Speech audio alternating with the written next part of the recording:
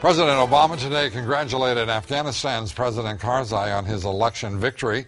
The President Obama, is still weighing his choices for forces in Afghanistan, the strategy for those forces. And that is the subject of our face-off debate here. Joining me now is Jeremy Scahill. He's journalist and fellow at the Nation Institute. Good to have you with us. Patricia DeGenero, I'm going to try this again, DeGenero, who is senior fellow at the World Policy Institute. Good to have you with us. Thank you. Max Booth, senior fellow at the Council on Foreign Relations. Thank you for being with us. Good to see you again. Let's turn to, first, what happened here. Last week there was going to be a delay as we had all of that nasty fraud in the election. There had to be a runoff on the 7th of November. Suddenly now, on the 2nd of November, the president sort of blesses Karzai and says we're done just because his opponent withdrew.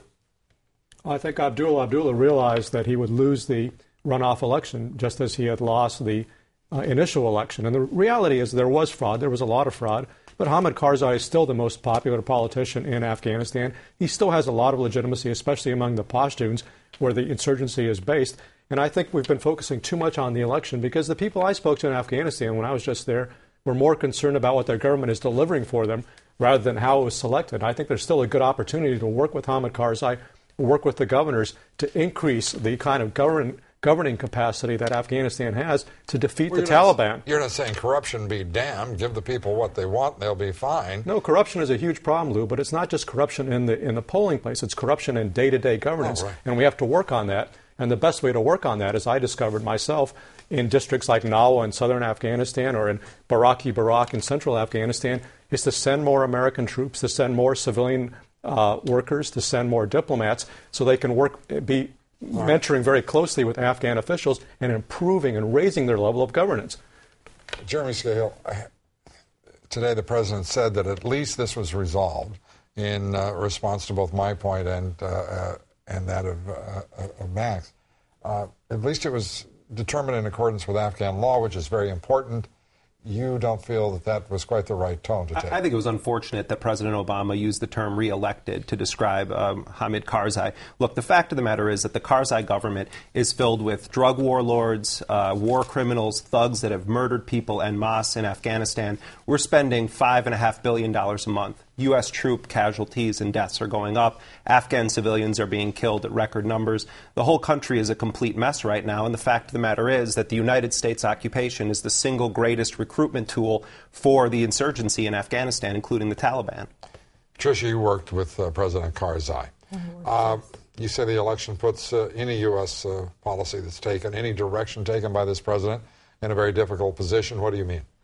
Well, I think it's taken away the legitimacy of the government. The Afghans, my colleagues there and within the country that I've worked with through USAID and through UNDP and other areas, the Asia Foundation, have told me basically that they thought this would be the outcome. So they were going to just sit back because the Americans had already decided. That in itself gives it illegitimacy. If the Afghans are not deciding who their leaders are or who their government is, then what faith do they have in the process at all? And to couple that, to have us or have the international community, including the UN, say that fraud really doesn't matter, nor did the corruption, also puts us in a very precarious position, saying we're also illegitimate. Yeah, there's a perception issue that I think everyone's aware of in terms of other nations' views about our policy there, and NATO's, of course. But the real issue here is how many more lives can be lost there, how much more money can be spent there, because now, after more than 8 years there, the poppy crop is every bit as vigorous and substantial as it ever was. That's hard for Americans to tolerate, and certainly for this government to explain. More than 900 of our troops have been killed there now. Well, Lou, I mean, you can talk about the fact that we have... Well, I'm going to, but just if you will, and then I want to hear your view. Given that backdrop, what is the proper course for the president? He says in the next few weeks he's going to make a decision on strategy. What should his decision be? I think his decision should be to back General McChrystal, who is a terrific general, who has a great team with him and has done a very careful study of the situation and concluded that he needs about 40 to 40,000 more troops to turn the situation around. Now, Lou, you were talking about all the problems that still exist in Afghanistan, and of course they're very real. But I think it's inaccurate to say that we've been fighting the war for 8 years, because it's been chronically under-resourced for 8 years. All right, but Max, in a lot of areas in southern and eastern Afghanistan where I visited. I take your point. I take your point, Max. But here's my point, if I may. We have been in Afghanistan for 8 years. The most powerful, in a very limited way.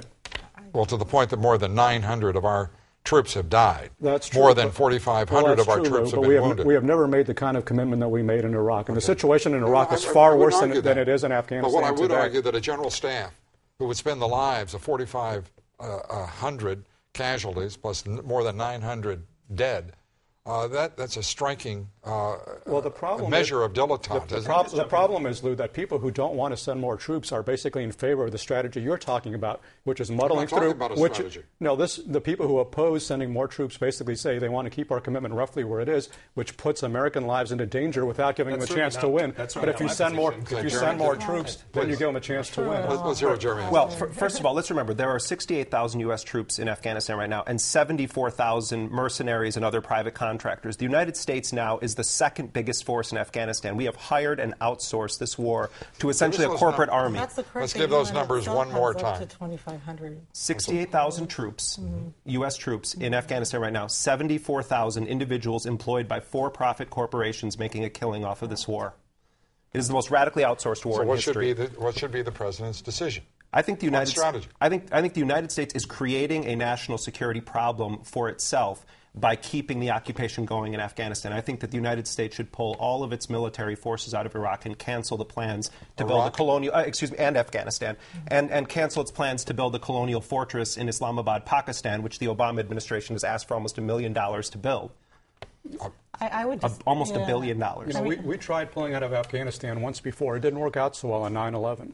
When did the United States pull out of Afghanistan? We made a commitment to overthrowing the Soviet occupation in the 1980s. Then we wrote off Afghanistan and said what happened there didn't matter. And I think in 2001 we discovered it does matter. Drug dealers and war criminals being on the U.S. payroll in Afghanistan, people like Karzai's brother who has ties to narco traffickers. No, this is your co-signing this government. What I feel comfortable with is making a larger commitment to win the war and to prevent the Taliban from taking the war. We're losing our own security by keeping what I'm in favor of is making a commitment to winning the war. Actually, I think the bottom line here is that we continue to focus on a war-type strategy. And with all due respect to General McChrystal, he did his job very well, and that was what he was asked to do. And he should be highly, highly respected for that. But the U.S. and it continues to focus on a war-type strategy without looking at what the civilian capacity should be. You were speaking about 78,000 people. With all due respect, I don't think at all the resources are unlimited there. I think the management lacks, the strategy lacks, and the goals what should we do? Within the region. Jeremy says withdraw. Max says meet McChrystal's number. Well, we have a perfect opportunity right now to hold a Loya Jirga in the area and use our power for something good and something for the Afghan people and something that's legitimate and will not more only... Troops? No, not more troops. There should actually...